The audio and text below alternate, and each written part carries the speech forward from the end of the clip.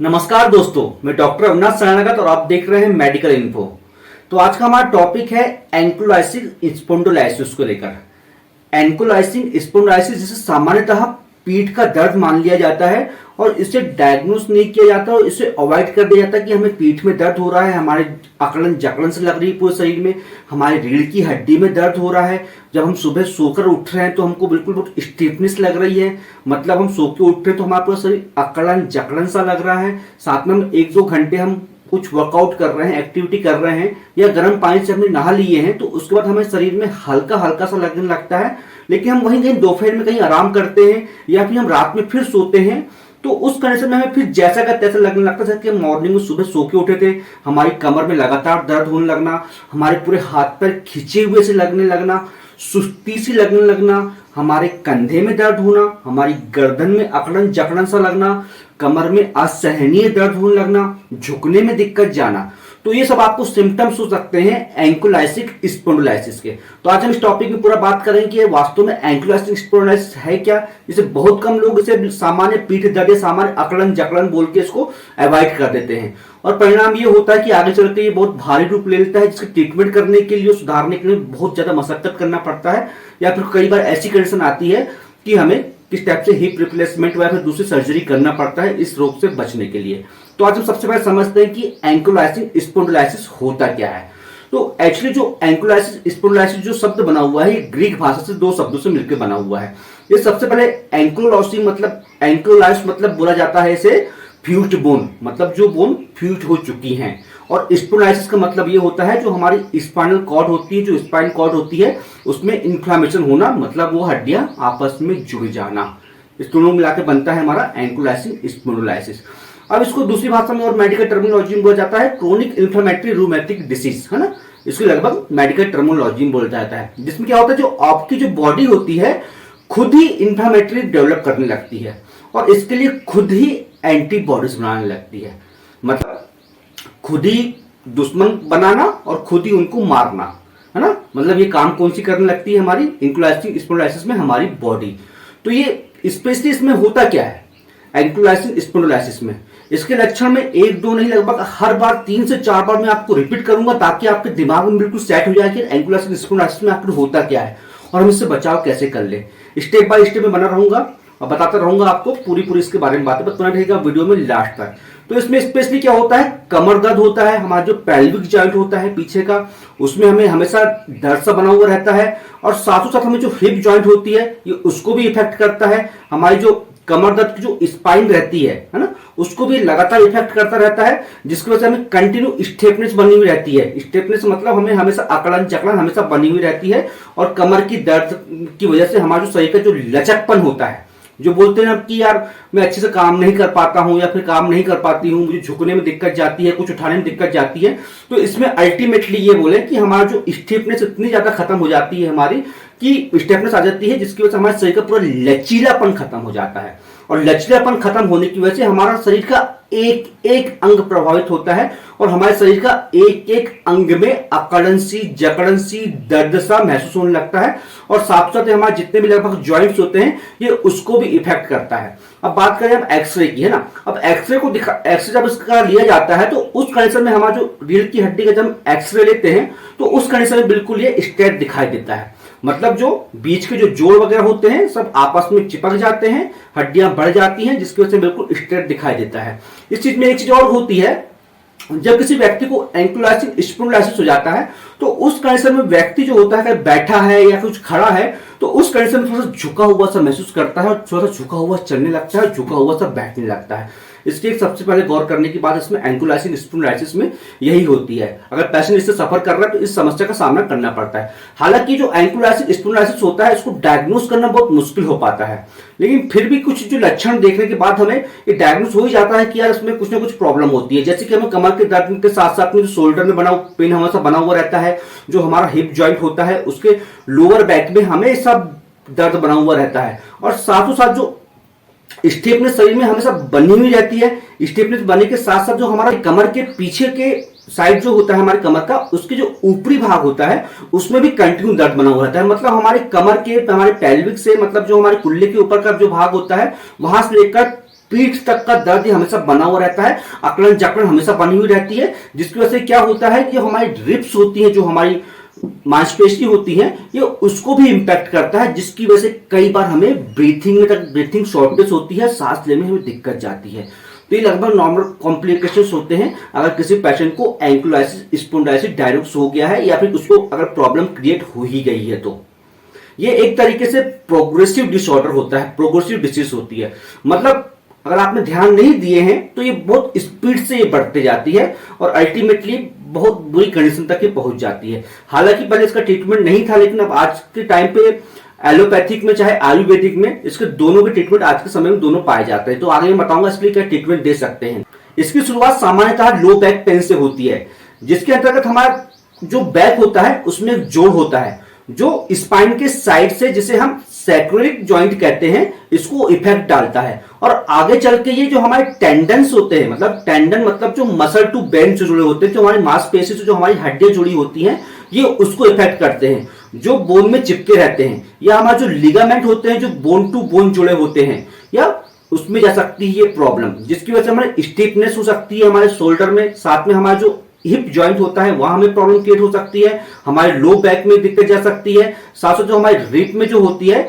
उसमें दिक्कत जा सकती है, हमारी जो थाई होती है उसमें दिक्कत जा सकती है, उसमें स्टिफनेस लग सकती है, और साथों साथ ही हमारी आंखों को भी इफेक्ट करती है। आंखों को इफेक्ट किस टाइप से करती है? आंखों में एक तरीके से इंफ्लेमेशन डेवलप कर देती है, जिसकी वजह से बहुत टाइम तो ये होता है कि आंखों में बहुत सारी प्रॉब्लम आ जाती है और हमें ब्लड सा दिखने लगता है। तो ये भी एंक्लोलाइटिस स्पॉन्डिलाइटिस के एक लक्षण के अंतर्गत ही आता है। और ये प्रॉब्लम जो होती है धीरे धीरे चलकर हमें झुकने में दिक्कत जाने लगती है। मतलब अगर हम चल रहे हैं तो हमेशा झुके हुए ही चलेंगे, कोई भारी सामान हम नहीं उठा पाएंगे, इसमें प्रॉब्लम क्रिएट होती है। इसके साथ साथ ये क्या होता है, ये हार्ट को भी इफेक्ट करता है एंक्लोलाइटिस स्पॉन्डिलाइटिस। अब हार्ट को कैसे इफेक्ट करता है? ये वहां की हमारी जो मांसपेशियां होती हैं उसको इफेक्ट करता है, जिसकी वजह से जो हार्ट की जो प्रॉपर पंपिंग होना चाहिए वो प्रॉपर पंपिंग नहीं हो पाती है। तो ये एंक्लोलाइटिस स्पॉन्डिलाइटिस पेशेंट के लिए जटिल समस्या हो सकती है। इसके साथ साथ एंक्लोलाइटिस स्पॉन्डिलाइटिस समस्या हमारे छोटे छोटे जोड़ हैं उसमें भी ये क्रिएट हो सकती है, मतलब उसमें भी सूजन आ सकती है, उसमें भी स्टिफनेस आ सकती है। कंफ्यूजन हो रहा है कि मॉर्निंग स्टिफनेस आखिर होती क्या होती है, स्टिफनेस आखिर होती क्या है? मॉर्निंग स्टिफनेस जो स्टार्टिंग में आपको बताया हो कि आप सुबह सोकर उठते हैं तो उस वजह से आपके पूरे शरीर में अकड़न जकड़न सी लगती है, पूरे आपके शोल्डर्स जितने भी जॉइंट्स हैं, जितने भी आपकी मसल्स हैं, वो पूरी आपको लगती है खिंचा रही है, हमको अजीब सा जोड़ों का दर्द बना हुआ है, हमारे शरीर में पूरी अकड़न जकड़न बनी हुई है, जिसे बोलते हैं हमारा पूरा शरीर अकड़ गया है, पूरा शरीर हमको झुकने में दिक्कत जा रही है। तो ये जो प्रॉब्लम क्रिएट होती है मॉर्निंग स्टिफनेस बोला जाता है इसको। साथ में अगर कुछ आपने बॉडी वर्कआउट कर लिया, कुछ वार्म अप कर लिया, तो उस कंडीशन में समस्या बहुत हद तक खत्म हो जाती है। और ये समस्या जब आप आराम कर रहे हैं या फिर रात में जब सो रहे हैं तो उस कंडीशन में आपको बहुत ज्यादा बेचैनी होने लगती है और बेचैनी साथ में आपको नींद नहीं लग पाती है। तो इस समस्या में, इस बीमारी में इस समस्या का भी हमको सामना करना पड़ता है। जो एंक्लोलाइटिस स्पॉन्डिलाइटिस की जो समस्या है सबसे ज्यादा मूलतः मेल में देखा गया है, मतलब मेल समस्या जो है पुरुषों में देखी गई है। जो 80% जो समस्या है ये मेल्स में ही पाई जाती है और मेल्स के अंतर्गत सबसे ज्यादा समस्या 12, 13, 14 साल से लेकर 40 साल तक की उम्र में पाई जाती है। मतलब अगर कोई बच्चा है तो उसको भी मतलब ये प्रॉब्लम क्रिएट हो सकती है। इसके जो मुख्य कारण होते हैं मैं आपको आगे चलकर और बताता हूं। और हालांकि ऐसा नहीं कि इसका सिर्फ पुरुषों में पाई जाती है, लगभग 20 से 30% चांस रहते हैं इस समस्या महिलाओं में भी होने के, लेकिन जो मूलतः समस्या पाई जाती है ये पुरुषों में पाई जाती है, मेल्स में ही पाई जाती है। इसके होने के कारण क्या होते हैं मुख्य तौर पे? तो इसके जो मुख्य कारण के तौर पे होते हैं, हमारा सबसे पहले तो हमारा जो रहन सहन का तरीका होता है, हमारा जो खान पान का जो तरीका होता है, कि हमारी जो बिल्कुल डिस्टर्ब लाइफ होती है, इसकी वजह से हमें दिक्कत जाती है सबसे ज्यादा मूल तौर पे। और मुख्य तौर पे जैसे कि आप सोते हैं बिस्तर में, तो जिस टाइम पे आपका शरीर पास्चर ठीक तरीके से बिस्तर में नहीं हो पाता, जो आपका पास्चर होता है वो ठीक आपका नहीं हो पाता, जिसकी वजह से आपके शरीर के रीढ़ की हड्डी का अलाइनमेंट बिगड़ जाता है। और ये मुख्य कारण होता है हमें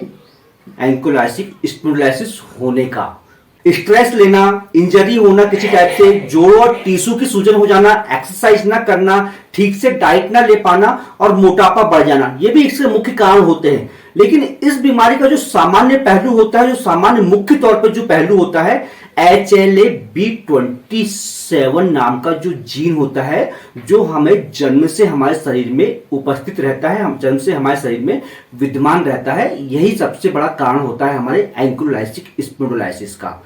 हालांकि ये जन्म से ही हमारे शरीर में पाया जाता है, लेकिन इसकी या तो अधिकता या इसकी किसी तरह से असामान्यता हमारे एंकोलाइसिक स्पोंडिलोलाइसिस का कारण बनती है। अब आप बोलेंगे हमारा HLA-B27 होता क्या है? जैसे हमारे शरीर में बहुत सारे जीन्स पाए जाते हैं, उसी के अंतर्गत एक जीन पाया जाता है हमारा HLA-B27, जो हमारे शरीर को एंकोलाइसिक स्पोंडिलोलाइसिस के लिए रिस्पॉन्सिबल होता है। हालांकि ऐसा नहीं कि अगर HLA-B27 आप टेस्ट कराते हैं लैब में तो ये पॉजिटिव आया मतलब आपको एंकोलाइसिक स्पोंडिलोलाइसिस की समस्या है, ऐसा बिल्कुल कुछ नहीं है। ये हो सकता है, लेकिन 80% केसेस में लेकिन सामान्यतः पाया गया है कि जो पेशेंट अगर मॉर्निंग स्टिफनेस से या किसी टाइप से इस टाइप के कमर के दर्द या अकड़न जकड़न से अगर प्रभावित है या ग्रसित चल रहे हैं तो उसमें सामान्यतः 80% लोगों का HLA-B27 पॉजिटिव आया है। लेकिन कुछ पेशेंट में यह भी पाया गया है कि अगर उनको एंकोलाइसिक स्पोंडिलोलाइसिस की प्रॉब्लम क्रिएट हो गई है फिर भी 20% केसेस में उनका HLA-B27 नेगेटिव आया है ना। तो ये लगभग मुख्य तौर पर रिस्पॉन्सिबल होता है, लेकिन इसी के आधार पर हम ये नहीं बोल सकते कि हाँ ये पूरे का पूरा रिस्पॉन्सिबल है। लेकिन मैक्सिमम केसेस में और मैक्सिमम जो सबसे बड़ा कारण हमारा एंकोलाइसिक स्पोंडिलोलाइसिस का HLA-B27 ही होता है इसको डेवलप करने के लिए। मैं दोबारा से रिपीट कर रहा हूं कि इसमें और क्या क्या लक्षण हो सकते हैं। मैंने 3 से 4 बार रिपीट कर दिया है, लेकिन मैं स्टार्टिंग बता था कि बार बार इस चीज को रिपीट करते रहूंगा, लेकिन और अच्छी समझ में आए आपको इस चीज के लिए मैं और रिपीट कर रहा हूं। हमारे गर्दन के निचले हिस्से में से लेकर पीठ के निचले हिस्से तक आपको दर्द महसूस होते रहता है, जिसके चलते आप रीढ़ की हड्डी में दर्द महसूस करते हैं, कमर का दर्द आपको महसूस करते हैं, गर्दन में अकड़न जकड़न महसूस करते हैं, आपके कुल्लों में दर्द होने लगता है, ज्यादा देर तक बैठने में या फिर खड़े रहने में आपको परेशानी का सामना करना पड़ता है। और इस बीमारी में चपेट आने वाला जो मरीज होता है ये ज्यादा देर तक खड़ा बिल्कुल नहीं हो पाता है, भारी काम भी कुछ नहीं कर पाता है। इस बीमारी से ग्रसित लोगों को रात में भी बहुत ज्यादा दर्द होता है। इस कंडीशन में जब सोते हैं तो उस कंडीशन में बेचैनी होने लगती है। डॉक्टर के पास जाते हैं तो डॉक्टर बोलता है आपको दर्द के कारण आपको एंजाइटी की प्रॉब्लम क्रिएट हो गई है। इसलिए इस कंडीशन में बहुत इंपॉर्टेंट बात बता रहा हूं मैं आपको। तो इस कंडीशन में सबसे पहले आप अगर फोम में सो रहे हैं, ज्यादा गद्दे वाले बिस्तर में सो रहे हैं तो उसको बिल्कुल छोड़ दीजिए और प्रयास ये कीजिए कि ज्यादा से ज्यादा आपका जो बिस्तर है थोड़ा सा कठोर हो, कड़ा हो, उसमें आप सोइए। तो इसकी वजह से भी आपको इस समस्या से आपको राहत मिलेगी और रात में आपको बेचैनी कम होगी। ये समस्या जेनेटिकल भी हो सकती है, मतलब पीढ़ी दर पीढ़ी आपके खानदान में किसी को थी तो हो सकता है कि समस्या आपको भी क्रिएट हो जाए। इसके अंतर्गत लक्षणों के अंतर्गत जो मैं बताया हुआ है, लेकिन फिर और दोबारा से मैं और रिपीट कर रहा हूं मैं आपको। रीढ़ की हड्डी में सूजन इन्फ्लामेटरी होने लगती है, मतलब उसमें एक तरीके से सूजन आ जाती है, उसमें इन्फ्लामेशन डेवलप हो जाता है, जिसकी वजह से हमें रीढ़ की हड्डी में आपस में जुड़ जाती है ना। इसमें एंकोलाइसिक स्पोंडिलोलाइसिस में ये लक्षण देखने को मिलता है। जो स्टार्टिंग में आपको फुल फॉर्म बताया हुआ था उसी का आधार पर मैं आपको बता रहा हूँ। रीढ़ की हड्डी इसमें आपस में जुड़ जाती है, जिसकी वजह से अगर आप एक्सरे आप करवाते हैं तो बिल्कुल स्ट्रेट दिखाई देता है, बिल्कुल स्ट्रेट मतलब बिल्कुल खड़ा दिखाई देता है और इंसान झुककर चलने लगता है या फिर झुका सा उसको खुद महसूस होने लगता है कि हाँ झुक रहा हूं, मेरा कुब्बड़ सा निकलते हुए जा रहा है। तो ये एंकोलाइसिक स्पोंडिलोलाइसिस में ये होता है। अगर ये होता तो बिल्कुल आप अपने बिल्कुल निकट अच्छे डॉक्टर से या फिर आप किसी न्यूरो से या अच्छे आप सर्जन से या किसी ऑर्थोपेडिक सर्जन से आप बिल्कुल मिलना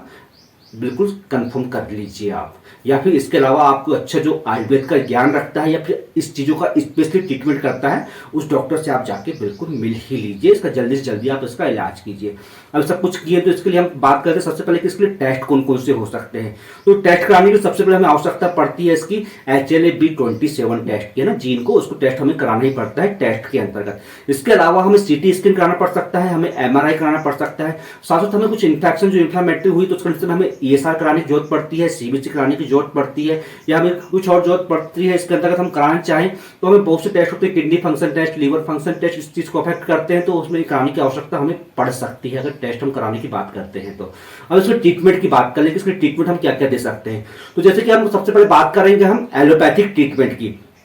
तो एलोपैथिक ट्रीटमेंट के अंतर्गत ज्यादा और कुछ तो नहीं, लेकिन ज्यादा डॉक्टर हमेशा आपको फोकस करता है कि आप ज्यादा से ज्यादा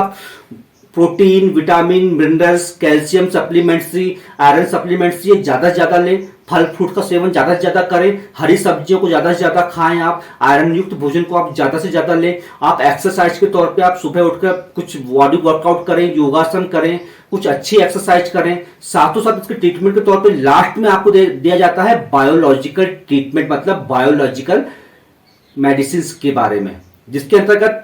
एलोपैथिक में ये कहा जाता है कि एंकोलाइसिक स्पोंडिलोलाइसिस को ठीक करने के लिए सिर्फ एक ही लास्ट में एक दवा बचती है जिसे हम बोलते हैं बायोलॉजिकल मेडिसिन। हालांकि ये बहुत एडवांस टेक्नोलॉजी है, बहुत एडवांस मेडिसिन है, बहुत से लोगों को इसमें राहत मिल जाती है, लेकिन 100% श्योरिटी में वो भी नहीं बोलते कि हमें आपको आराम दे ही देंगे, जिसे TNF अल्फा बोला जाता है बायोलॉजिकल मेडिसिन के अंतर्गत। इसके साथ साथ आपको ब्रीथिंग एक्सरसाइज कुछ कराने के लिए डॉक्टर आपको सलाह देता है कि आपको ब्रीथिंग एक्सरसाइज आपको करना ही है। साथ साथ आपको ओमेगा 3 फैटी पोर्शन आपको लेना ही है, जितना ज्यादा आप ले सकते हो उतना लेना ही है आपको। आपको जो हीट थेरेपी होती है एक्सरसाइज के अंतर्गत, वो आपको हीट थेरेपी लेना ही है। आपको स्विमिंग अगर आप करते हैं तो स्विमिंग आपको ज्यादा ज्यादा करना है, आपको साइकिलिंग ज्यादा ज्यादा करना है। आपकी जो नेक एक्सरसाइज होती है, गर्दन वाली एक्सरसाइज जो होती है, आपको ज्यादा ज्यादा करना है। आपको योगा करना है, आपको ज्यादा ज्यादा मेडिसिन करना है, और ज्यादा ज्यादा आपको जो होता है बेल्ट लगाकर रखने की कोशिश करना अगर ये दिक्कत आपको खड़ी हो जाती है तो। इसके अलावा दवाइयों की बात करें तो दवाइयों के तौर पे ज्यादा कुछ नहीं, जो हमारी NSAID ड्रग होती है, मतलब non steroid anti inflammatory drug, मतलब दर्द को कम करने के लिए और स्टेपनीज अगर हो रही तो उस कंडीशन में उसको कम करने के लिए ड्रग होती है। तो इसमें जो सबसे सेपरेट ड्रग आप एसिक्लोसेरा, पैरा या फिर आपको ट्रेमाडोल, डाइक्लोफिनेक का सब कुछ दे सकते हैं, लेकिन इसके अनुसार अगर डॉक्टर और आपको सजेस्ट करता है बेहतर से बेहतर देने के लिए इंडोमेथासिन टैबलेट की, इसमें एंक्लोलाइसिस स्पॉन्डिलोलाइसिस में, क्योंकि इसका बहुत अच्छा वर्क देखा गया है। और साथों साथ में देखा गया है इसका जो सल्फासेराजीन होती है 500 mg की टैबलेट, इसको लगभग 3 से 4 टाइम इसको लेने के लिए डॉक्टर आपको सजेस्ट करता है कि हाँ इसको लीजिए, डॉक्टर प्रिस्क्राइब करता है, जिससे आपकी बेहतर से बेहतर आपको रिस्पांस मिल सके। तो ये तो बात हो गई हमारी एलोपैथिक ट्रीटमेंट की। साथ में अगर एलोपैथिक ट्रीटमेंट में आप विश्वास नहीं कर रहे हैं या फिर इसमें आपको रिस्पांस नहीं मिल पा रहा है, तो उस कंडीशन में फिर आयुर्वेदिक आपके पास रामबाण इलाज है, जिसमें आपको 100% तो नहीं बोल सकता, लेकिन आपको 90 से लेकर 99% तक आपको जरूर रिस्पांस करेगा। ये पेशेंट के या फिर जो मरीज है उस पर डिपेंड करता है कि इसकी दवाइयां कितनी इसको असर कर सकती हैं, इसके हिसाब से हमें क्या डायग्नोस हो रहा है और क्या क्या प्रॉब्लम क्रिएट हो गई है, किस स्टेज तक पहुंच गई है, तो उसके हिसाब से इसका इलाज संभव है। तो मैं आपको स्टेप बाय स्टेप बताता हूं कि आयुर्वेदिक में शॉर्ट बनाने की कोशिश करता हूं मैं आपको कि इसके लिए हम आयुर्वेद में क्या क्या ट्रीटमेंट दे सकते हैं। जिन्हें हमारे पास पेशेंट आता है तो उसको हम डायग्नोस करने के बाद हम देखते हैं जो हमारे कुछ आपको ड्रग के नाम, कुछ आयुर्वेदिक दवाइयों के नाम बता रहा हूं, तो उसके बाद हम चूज करते हैं क्या देना है। तो सबसे पहले हम पेशेंट के हाल देखते हैं, उसके हिसाब से हमारे पास बहुत सारी चॉइस होती है, जिसमें मुख्य तौर पर हमारी चॉइस के तौर पर होती है हमारी त्रोदशांग गुग्गुल, है ना, मैं स्लाइड में भी डाल रहा हूं। त्रोदशांग गुग्गुल देते हैं, महानारायण तेल देते हैं, एकांक वीर रस देते हैं, चंद्रप्रभा वटी हम दे सकते हैं, साथ में हम महावाद विध्वंस रस होता है ये हम दे सकते हैं, स्वर्ण भस्म देने की कई बार जरूरत पड़ती है, रासना सप्तक काढ़ा या फिर रासना सप्तक की जो मेडिसिन होती हैं ये हमें कई बार देने की जरूरत पड़ती है, लोहासो भस्म देने की जरूरत पड़ती है कई बार पेशेंट को, अश्वगंधा, शिलाजीत, और हाथ, और जो हमारा हाथ का जो अंगूठा होता है ये पॉइंट होता है एंक्लोलाइसिस स्पॉन्डिलोसिस को ठीक करने के लिए, इसको हम कंटिन्यू यहाँ पे दबाने के लिए, है ना, देख पा रहे हैं इसको, यहाँ कंटिन्यू दबाने के लिए पेशेंट को कम से कम सुबह दोपहर रात में 5 से 10 मिनट दबा के ऐसा करके छोड़ देने के लिए इस एक्सरसाइज को हम करने को पेशेंट को बोलते हैं। इसके आधार पर बहुत सी ड्रग्स होती है जो पेशेंट की कंडीशन के हिसाब से और सीवियरिटी के हिसाब से हम पेशेंट को प्रीफर करते हैं, और पेशेंट को इसमें कुछ लंबा ट्रीटमेंट चलाना पड़ सकता है, कि हो सकता है कि 1.5 महीना, 3 महीना, 6 महीने तक, और हो सकता है कि साल भर तक हमें पेशेंट को ट्रीटमेंट देने की आवश्यकता पड़े, ताकि पेशेंट को एक अच्छा रिस्पांस मिल सके और इस बीमारी से वो बाहर आ सके। अब लास्ट में बात करते हैं कि इस बीमारी में हमें क्या खाना है, मतलब